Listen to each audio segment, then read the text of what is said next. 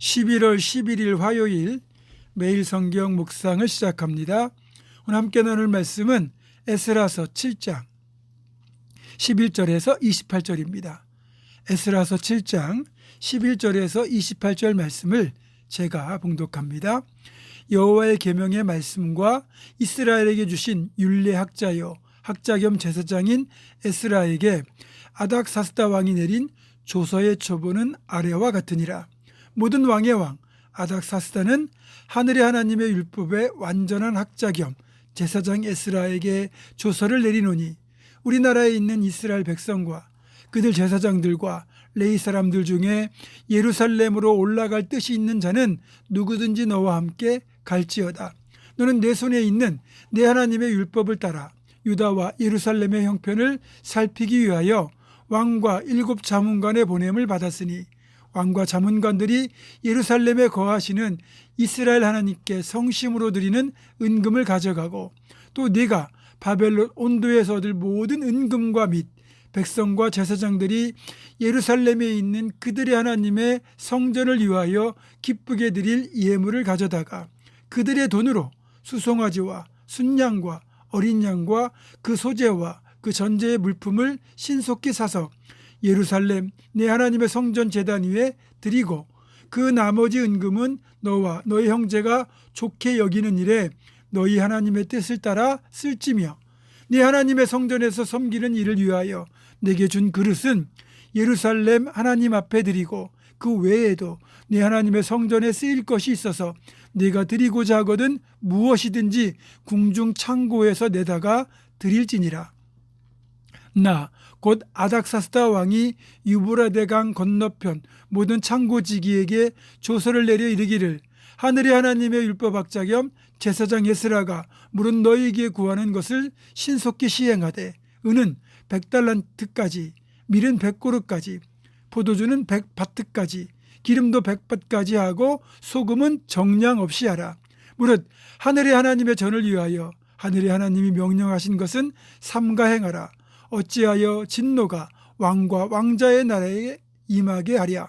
내가 너희에게 이르노니 제사장들이나 레위 사람들이나 노래하는 자들이나 문지기들이나 느디님 사람들이나 혹 하나님의 성전에서 일하는 자들에게 조공과 관세와 통행세를 받는 것이 옳지 않으니라 하였노라. 에스라여, 너는 내 손에 있는 내 하나님의 지혜를 따라 네 하나님의 율법을 아는 자를 법관과 재판관을 삼아 강 건너편 모든 백성을 재판하게 하고 그중 알지 못하는 자는 너희가 가르치라. 무릇 네 하나님의 명령과 왕의 명령을 준행하지 아니하는 자는 속히 그 죄를 정하여 혹 죽이거나 귀양 보내거나 가산을 몰수하거나 옥에 가둘지니라 하였더라. 우리 조상들의 하나님 여호와를 송축할지로다. 그가 왕의 마음에 예루살렘 여호와의 성전을 아름답게 할 뜻을 두시고 또 나로 왕과 그의 보좌관들 앞과 왕의 권세 있는 모든 방백의 앞에서 은혜를 얻게 하셨도다. 내 하나님이 여호와의 손이 내 위에 있으므로 내가 힘을 얻어 이스라엘 중에 우두머리들을 모아 나와 함께 올라오게 하였노라. 아멘. 주전 538년 고레스 왕의 칙령으로 이스라엘 백성들이 바벨론 포로에서 처음으로 귀환하였고 1차 귀환자들은 성전 재건을 시작하여 20년 만인 주전 516년에 공사를 마칩니다.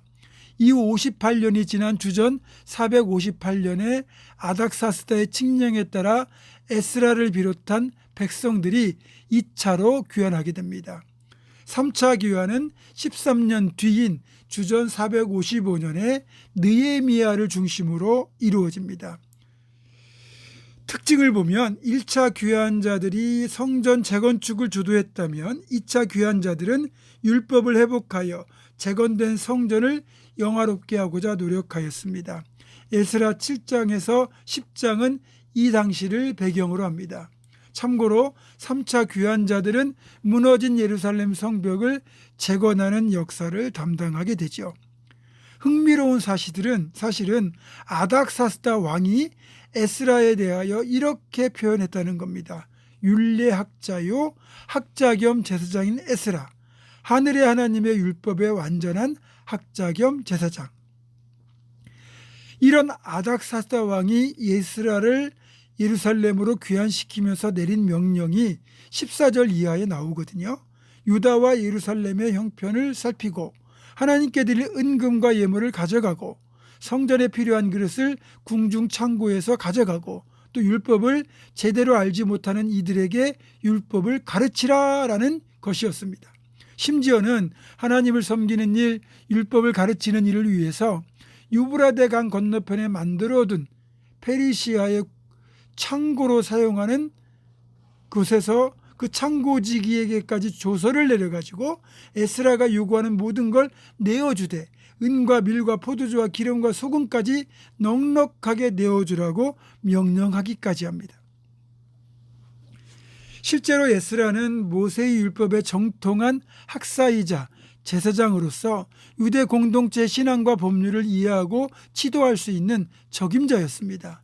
혈통으로 보면 에스라는 대제사장 아론의 16대 후손으로 유대인들에게 종교적 권위를 인정받을 수 있는 인물이기도 했습니다. 게다가 에스라는 이 페르시아의 아닥사스다 왕에게 요청한 모든 걸 허락받을 정도로 신뢰를 받았고요. 또 왕의 조서에는 그에게 부여된 권한이 구체적으로 명시되어 있습니다. 아닥사스다 왕 7년에 바벨론에서 예루살렘으로 귀환하여 종교개혁을 이끌도록 하나님이 이끄셨던 거죠. 그래서 에스라를 한마디로 평가하자면 말씀을 중심으로 공동체를 회복시킨 영적 건축가라고 할 수 있습니다. 에스라는 예루살렘으로 귀환한 뒤에 백성들에게 하나님의 율법을 가르치고 이방인과의 혼인 등 율법 위반을 바로잡기 위해 회개를 촉구합니다. 그리고 공동체의 죄를 대신하여 금식하고 옷을 찢으며 회개하는 모습은 그의 깊은 영적 책임감을 보여줍니다. 또한 에스라의 율법 중심 개혁은 이후 유대교의 핵심적 특징이 되었으며 해당 중심의 신앙 공동체 발전에도 큰 영향을 미쳤습니다. 어제 본문인 에스라 7장 10절은 그런 사역의 핵심을 잘 보여줍니다. 에스라가 여호와의 율법을 연구하여 준행하며 그 율례와 규례를 이스라엘에게 가르치기로 결심하였더라. 아멘. 그러니까 에스라가 이런 삶을 살게 된 배경에는 바벨론 포로 시절을 겪으면서 신앙적 역사적 상처를 통해 신앙과 율법의 회복에 대한 강한 열망을 품게 된 것과 여전히 유다의 백성들이 율법에 대한 무지와 무관심이 팽배한 것을 보고 영적 혼란을 바로잡기 위해 자신이 할 수 있는 길을 찾아서 율법을 가르치는 교사가 되기로 했던 겁니다. 영적 지도자로서의 책임감에서 비롯된 행동이었던 거죠. 에스라는 평생 이런 자세를 견지했고 에스라를 통해 포로에서 돌아온 유다의 백성들은 자신들의 잘못과 죄악과 무지를 깨닫고 회개운동을 벌였고 끝내 무너졌던 신앙과 공동체를 회복하는 은혜를 누릴 수가 있었습니다. 그래서 돌아온 이스라엘 백성들을 말씀이란 기반 위에 다시 세운 영적 건축가라고 할 수 있는 거죠. 그렇게 우리가 에스라와 같은 자세로 섬기면 하나님은 반드시 돕는 손길을 예비하십니다.